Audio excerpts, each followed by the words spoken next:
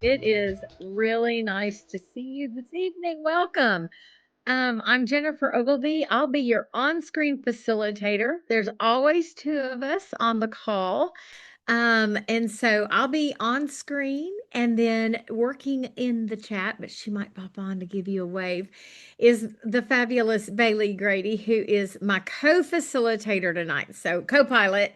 So you've got Jennifer and Bailey, and we're going to be tackling that integrity gap map page. Woo, and it's a good one. Y'all are gonna like it. Thank you, Joanna. Yeah, I got a haircut and I laughed when I first got on.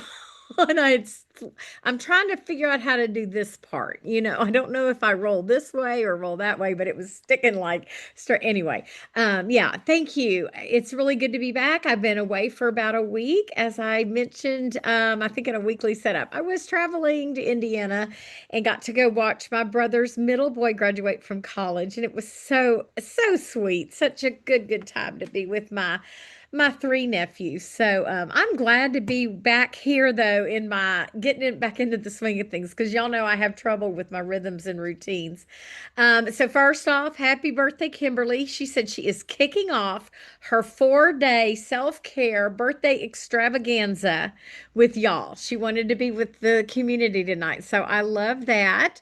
And then Sonia is back from a road trip. She was gone for a while. So if there's any other birthdays or celebrations, I know we have educators and whew, the hours, right? You're almost there. Summer break is almost here. So we're glad that you're just here no matter what. We say come as you are. You may be exhausted, you may be refreshed. But we're glad to be with you. Make sure that chat is set to everyone. We'll be sharing with one another via the chat tonight. And there might be some talking because I found the integrity gap map a little yeah.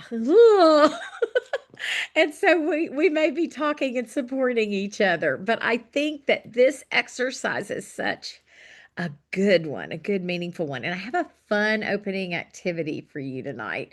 So when we are together, we share the community guidelines. Y'all have seen this if you've been to a social before. If there is anyone, I know we have a couple people who are like, this is like my second or my third social. But if this is your first social, drop a me in the chat. Your mics are off, your cameras are off, so you get to just hang in the background. We always say take what you need, but also take a moment to look over those community guidelines because we do create these safe spaces for you. And Christine is new. She says, I'm new to this. Welcome, Christine. You have found a great community who will provide you a lot of support. What I love about it is I do better when I have the accountability, whether it's a weekly setup or tackling some of these pages. So I'm glad we're going to tackle this page together. I've been sharing this with this month for integrity. Live your life as though your every act were to become a universal law. And to me, that kind of speaks integrity that, Ben, if you are living the way we ought to be living, yeah, that could really, if what you do is a universal law and it's the best, that kind of falls under that idea of integrity. Bridget just said she made a copy of the page because she may need a new one. And there's going to be several ways we can approach this page that we're working on tonight. And it's always a good check-in for self too. So if you ever have a page that is really resonating with you, that's a great hack is just to scan it in or make a copy on your printer and keep it in a little file and go back and do that. Meredith says I screenshot pretty much everything. Speaking of, this is being recorded, so you'll be able to also access it probably within a half an hour after we're done tonight. So our agenda, we're going to have an opening activity. This is not in your journal. It's just, we like to do about 3 things when we're together. So we're going to have an opening activity. It's based around our theme of integrity. We're going to work on the integrity gap map, and we are going to break that down, take it bit by bit, nice and slow, support one another as we do this look at ourselves. This is really like looking in a mirror tonight when we work on that. And then the gratitude log. Now, I know that many of us, including myself this month, I'm doing a gratitude a day. And so I'm on day 21. And so you may be like, there's nothing there for me tonight. But I do want to encourage you to stay. I have a couple of ideas for utilizing your gratitude log. We either do a gratitude log or a gratitude jar, or this log is like a sunshine. Sometimes we just have a straight set of lines. I'm going to suggest a couple of ways to frame that out in case you want to do that in a different journal, in case you want to make a copy and have a couple of different types of gratitude going. Gratitude's the best thing we can do for our mindset. So the more gratitude exercises, the better. So hang around till the end. And if you have been filling in your gratitude log, I have an activity that we're going to do concerning what's already there as well. So we've got a lot of take what you need tonight. So for our opening activity, we are going to do a little imagery. Integrity isn't just revealed in big decisions. It's revealed in the quiet architecture of our everyday lives. A little play on words there. So we're going to explore this idea of integrity through an image of a house. And I love that. So imagine your life is a house. So find a fresh notes page or space in your journal, or maybe that sidekick journal that you have to do all these extra exercises in. And I love this because I have a pick your own prompt selection tonight. Something on this slide is going to speak to you, and you're going to be like, yep, that's the one I have to write to. We're going to think about a house and all the different components, like maybe renovation. The question is, what part of your life is under construction, and are you reinforcing the structure or just approving the appearance? You've heard about putting lipstick on a pig. That's what my neighborhood has lots of old houses, and we will watch renovations and we know, oh, that's going to be a flipped house. They're not investing in it. They're just making it pretty. They're not going to the bones. Maybe you've had something in your life that was like a fire. It burned down. And so what would rebuilding with integrity require now? Think about maybe a relationship that you have said goodbye to.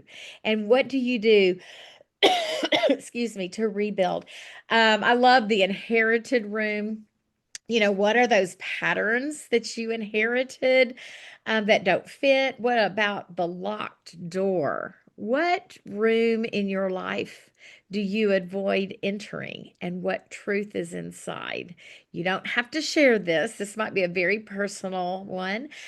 We think about the foundation of a house. Well, when pressure hits, what is the core value that actually holds your house up? We've got the junk drawer. What small compromises do you tuck away instead of addressing? It just goes in the junk drawer. Maybe something's starting to speak to you as you're thinking about that. I love the guest room. Whose expectations do you arrange your life around? Is it a boss? Is it a coworker? Is it a partner? Is it your children? Is it your parents? Oh, the lightning. I'm sorry, the lighting. We're having storms tonight. So I'm thinking I've got storms on. Where in your life do you keep the lights dim? And what would happen if you turn them up? Have you been staying quiet and you shouldn't? And you have some things that need to be shared, that your light needs to shine? The wiring. Do your habits provide the same power, the same values that you publicly claim? And that one's a really good one for jumping into our integrity gap tonight. And then the storm test. If a storm hit tomorrow, temptation, criticism, loss, where would your house feel more vulnerable? So, what's beautiful about these is that something on this page ought to speak to you. So, I don't expect you to answer all of these questions. I want you to find one image that you can pull from a component of a house. What is speaking to where you are at this moment in your life? And we're going to take just a few minutes, probably about, seven and a half, do a kind of a brain dump to one, two, maybe three of these prompts as you're thinking about where integrity lies in your life and what is calling to you to write to tonight. And you can feel free to share that in the chat. I'm looking, some of you got there isn't one called demolition. No, but there is after the fire. So that could be, yeah, or renovation. I should have come up with a question about demolition. What do we just need to wipe clean? Feel free to add that question in the chat. So yeah, I think these are going to be some really good prompts, and it's kind of like, where am I right now? Doing that self check-in and going with it. I'm gonna put on some music. Feel free to share as much or as little as you are comfortable in the chat. Let's jump into our page and let us know what question is talking to you tonight.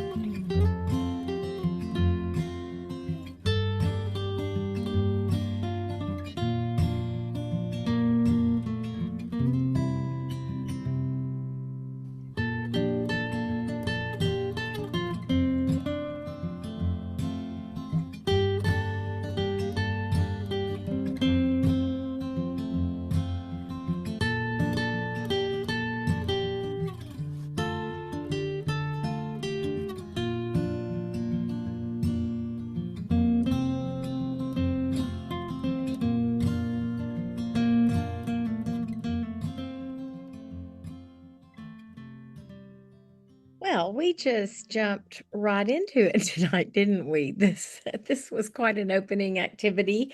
Gloria suggested taking a screenshot, maybe exploring these prompts from time to time. Daily journaling is really, really good for us. And, depending on where you are, these questions, you could answer the same question 12 different times throughout the year and get 12 different answers depending on what's going on at any particular moment. I really appreciate the support that, of course, we always see when we are gathered together. So thank you for that. In the chat, a lot of you are on some really, really tough journeys. And, you feel like JD was sharing about caring for an Alzheimer parent. And there's just nothing, no other thing it can't happen any other way. Like that's the answer. You have to do that. And so you feel like you don't have a lot of agency in what's going on. So being with a community like this and tending to your self-care through your Silk and Sonder journey is such a gift to self. So thank you for sharing that. Anyway, y'all just again, thank you for showing up for one another in such a beautiful way and kind of imagining your life through this image of a house. We all know that our home, wherever we live, we do share that commonality of what it represents. And I love that we could take this imagery into looking at what our lives look like through the lens of integrity as we explored these. And so thanks for getting started. Now that your brain's really going, we're going to look at this integrity gap map on page 15. Now, you may have done the daily ritual, and I'm going to full disclosure jump on the information that was shared in the daily ritual on this particular page because it's gold. And the daily ritual talked about cognitive dissonance. And so that is that feeling of discomfort that you have, maybe guilt, angst, shame, in response to decisions that you're making or beliefs that you're questioning. So really fits into this whole idea of exploring integrity. And so a funny example I was sharing with Bailey is like, I love a juicy hamburger, like the kind that just weeps through the paper and leaves that white paper clear. I love those hamburgers.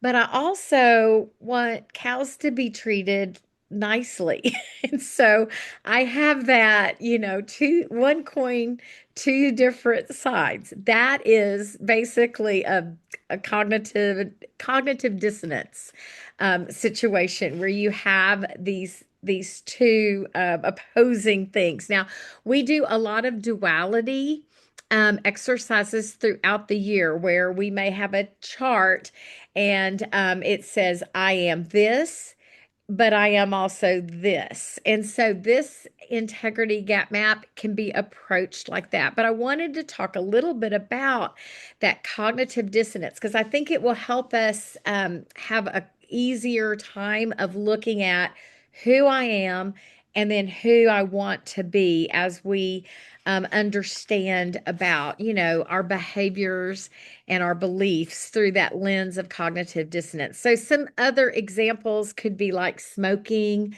You're trying to quit smoking, but you get stressed. You think, I'm just going to have one cigarette. And then you feel really guilty because you did that. Or, alcoholic beverages, right? Like I'm going to cut down. Well, it's been a bad day. I deserve this. I do that with like food. Like it's been a hard day and I didn't have time to plan. So I'm just going to sit here and eat this whole bag of chips and a whole jar of salsa because I deserve that. I can justify it. So Bailey is dropping in a link to a quick article, but you can go into a lot of deep, deep things on cognitive dissonance. What I'm talking about here came from this information from the Cleveland Clinic. Another thing is like you're trying to eat healthy, but when you don't have a lot of time, you'll just go pick up fast food and you tell yourself it's okay and you'll just do better next time. But yet you're left with that feeling of kind of ickiness, like I shouldn't have, right? We always talk about not shouldn't ourselves. Maybe social social pressures. Your friends want to do something and you don't really agree with it, but you kind of go along with it so you can be with those friends. And then you want to avoid conflict. So you protect yourself by doing that. Or maybe you tell that little white lie to avoid hurting somebody's feelings, or you feel, and then you might feel a little ashamed for not being honest, and it feels like you've attacked your own integrity by doing that. So there's a lot of those just like gray areas, for lack of a better term, that show up in our life. But remember, as we're doing this, the cognitive dissonance isn't always a bad thing, because if you feel uncomfortable about something, it helps remember, or helps you remember, to check in with yourself. So when we're looking at it again, if you there are signs of cognitive dissonance, you're uncomfortable before making a decision, or you have guilt over past decisions. I do that a lot with my parenting, as I look backward and think, oh, I wish I would have. Shame or embarrassment regarding a decision, and then hiding said decisions from others. Justification or rationalization of behavior, doing something out of social pressure, not true interest. Those are kind of those cognitive dissonant situations in our life. And what happens from that is it when we're found in those situations, we have created low self-worth. We don't feel good about ourselves. We might have regret. We might feel shame. I have a lot, shame is a biggie. That was a parenting style that I was brought up with. And so I still struggle with being ashamed. Anger, you might feel angry with yourself or others. A lot of anxiety, as Adrian just said. Stress, it causes stress in your life because you're kind of going against yourself, and it can actually lead to some reduced self-esteem. You don't like who you are. But the thing is to remember, everybody experiences cognitive dissonance. And what matters is then how you respond to it. And that's what's beautiful about an exercise like this, is that we get a tool now to really explore this in our life. When we notice a cognitive dissonance showing up, then it's like a little crossroad. And at that point, we can make decisions and take the reins with what happens next. So, with all that in mind, let's turn to page 15. And Carl Jung said, the privilege of a lifetime is to become who you truly are. And we're going to get there through working exercises like this. So let's start. I told you we're going to break this down. Let's start with this first circle, who I am. So in this circle, you can doodle, you can write words, phrases, a paragraph that reflect how you're currently showing up right now in your life. And so I want you to think about your habits, your choices, your mindset, and your energy. And I went in for me, mine is all around health. I am looking and exploring my health journey. I have gotten off of every plan activity that I can think of, because I'm tired and I've been sad and I haven't planned, and I just have fallen off, right? So when I'm looking at who I am right now, that's who I am. I'm not making those good, nutritious choices. I'm not prioritizing rest. I'm looking at kind of the things, it's who I am. It's not necessarily who I want to be, but it's what's happening at this moment. So think about where you're showing up for yourself, and anywhere that you're feeling a little dissonance, that might be what you write to. Is there a relationship that you are feeling a little dissonance about? Then how are you showing up as a friend, or in a relationship? How are you showing up as a partner, or how are you showing up as a parent? Again, I went with how am I showing up for myself health wise? So kind of think about what's going on, get a pulse of what's going on in your life, and let's start jotting this down. Yeah, it can be work. Andrea says his work count as a relationship. In fact, I used to laugh that I spent more time with my coworkers than I spent with my husband. And so those are definitely relationships. So think about what's going on and where you might be feeling a little unbalanced, feeling that dissonance, and start jotting down some ideas, some things, some words, some doodles, whatever is speaking to you.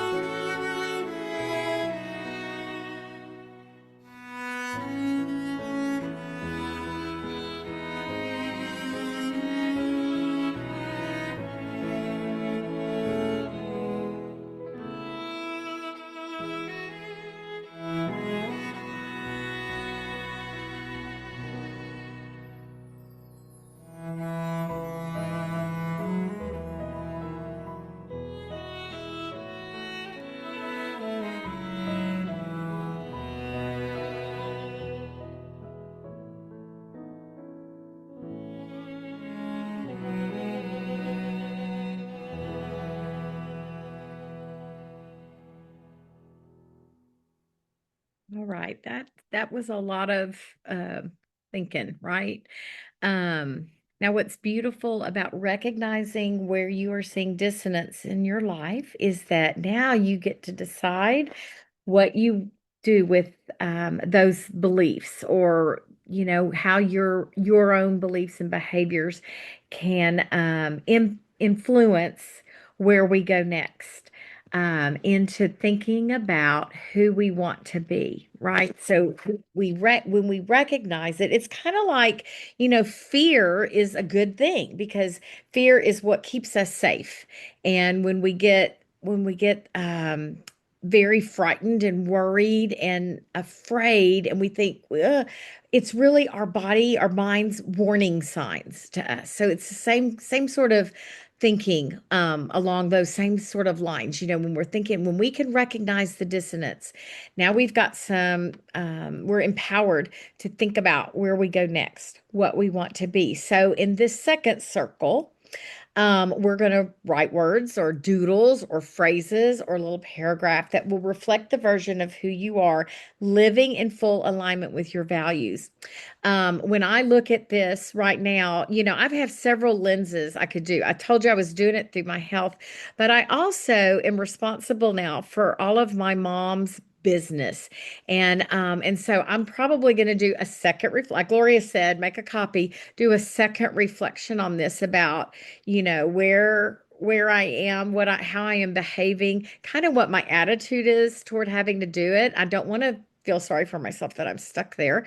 So I want to think about who do I want to be in that.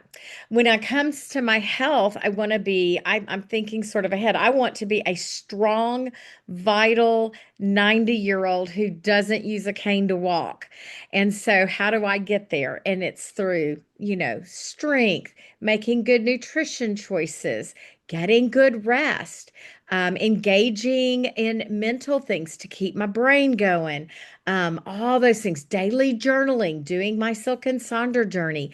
That's how I get there. That's who I want to be. So as I go into that chapter of my life, I can't wait till I'm 90 to do that.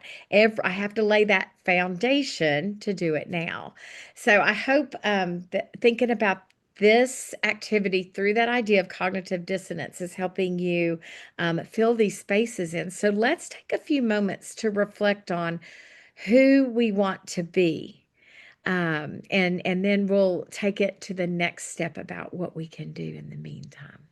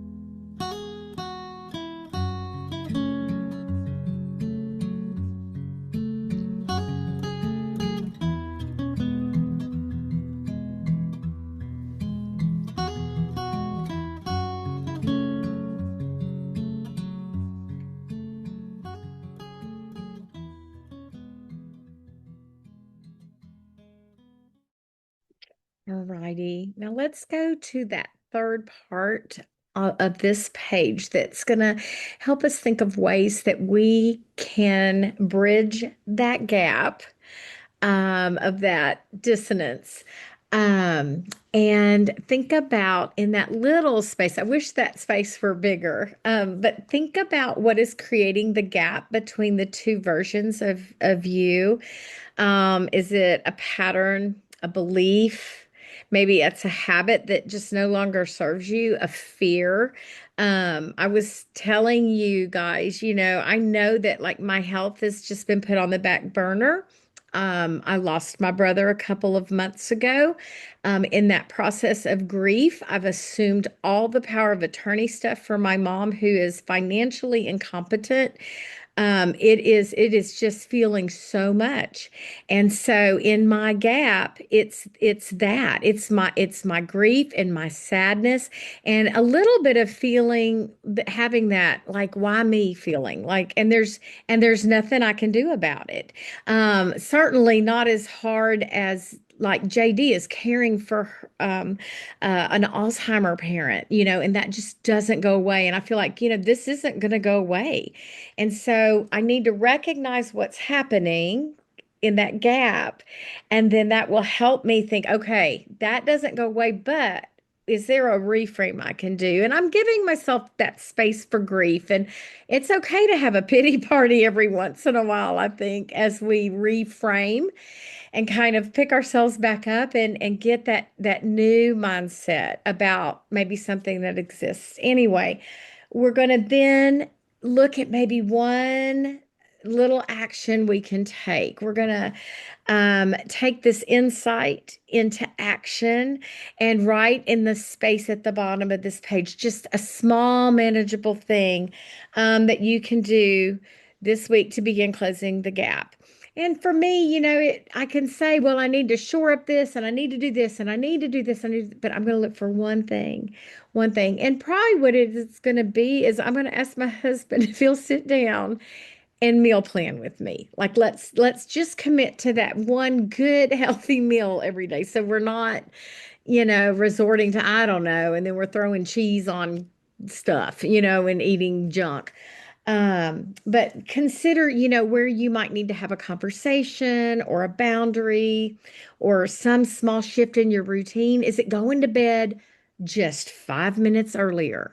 And then maybe the next week adding another 5 minutes so that you start carving that way to better rest.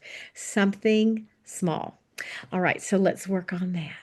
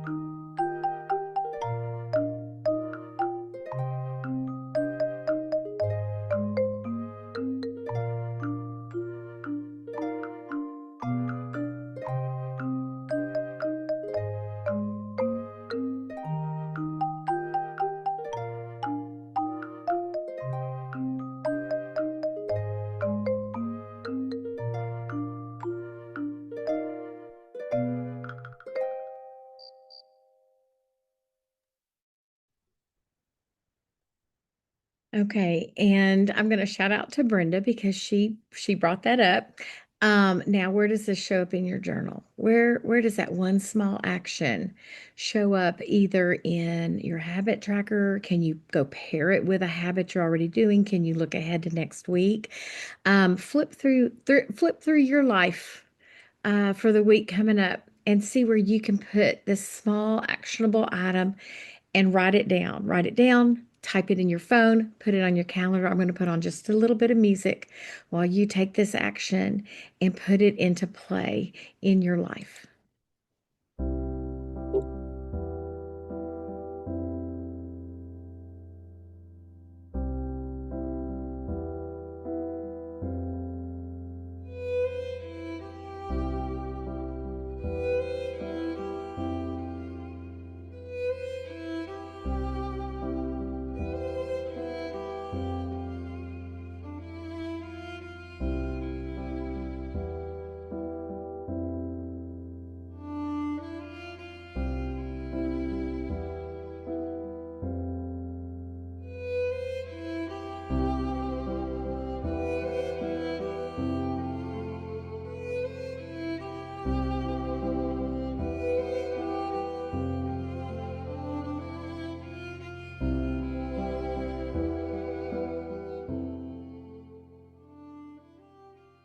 And Bailey brought up a great point. We are going to be setting up our new journals before we know it. We've only got 10 days left in this month.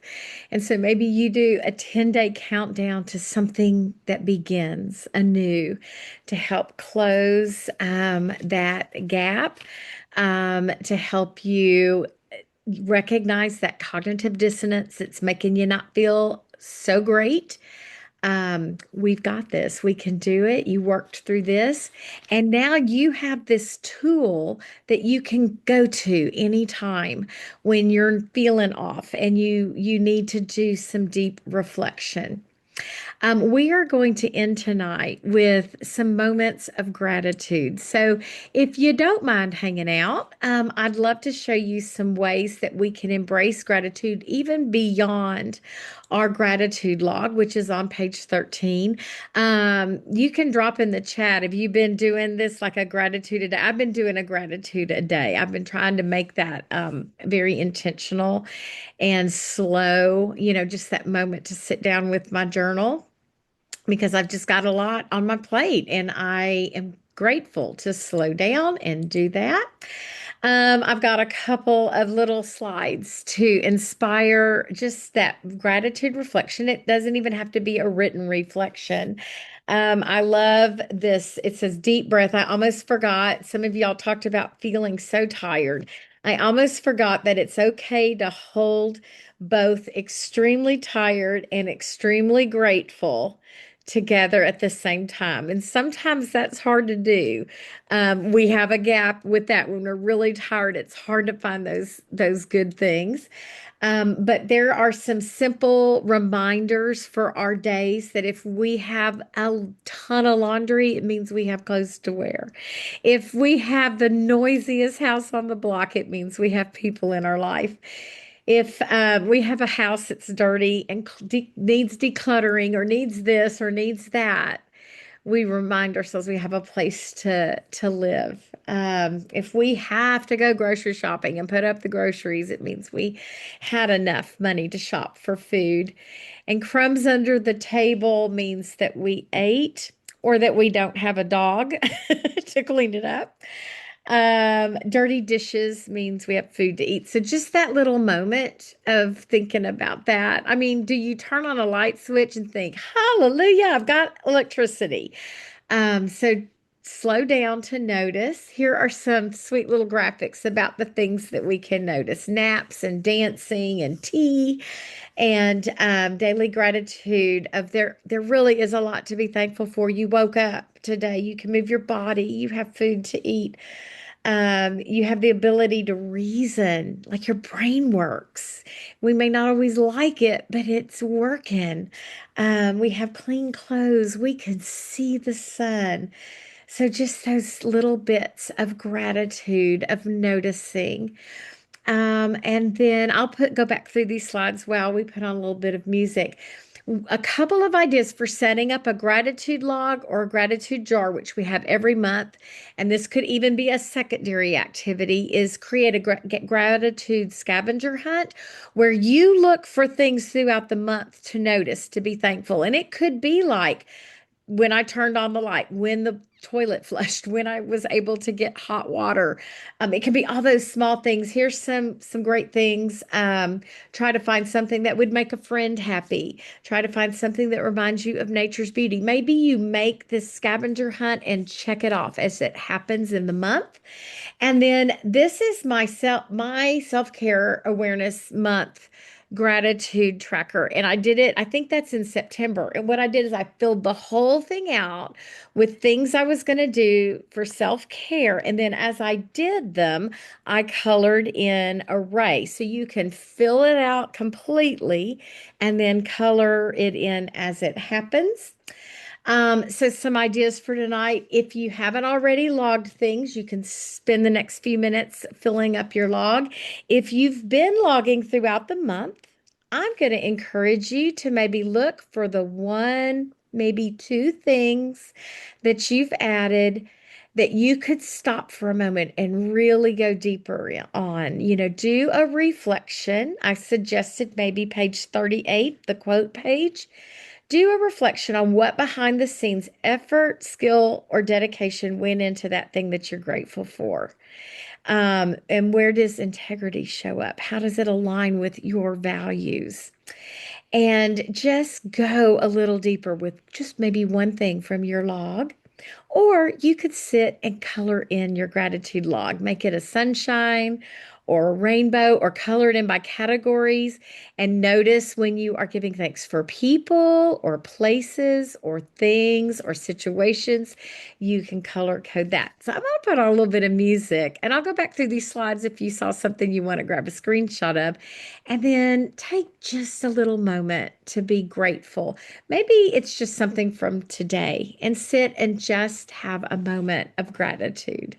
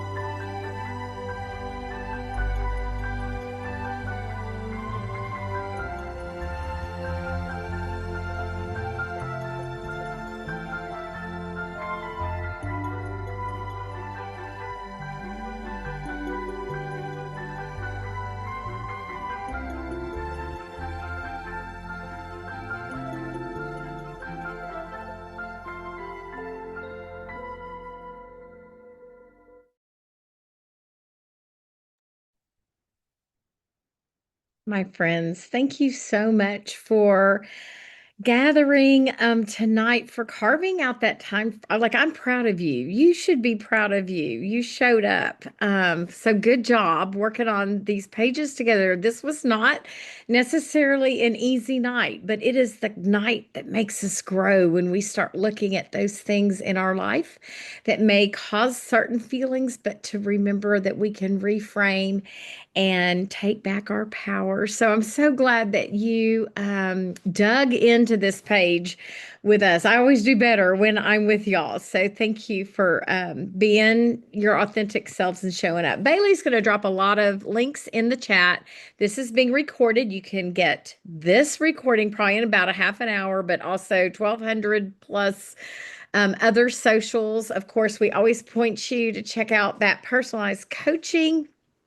I've been talking to Jenny a little bit more lately about handling some of the feels that I've had with all that she knows about me. So, highly recommend you checking that out. And then there's our music from tonight.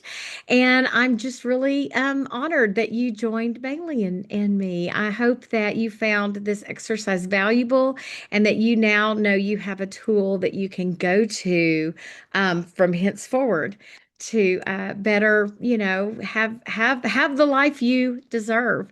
Thanks again, Sonder Family, sending you a lot of light and love.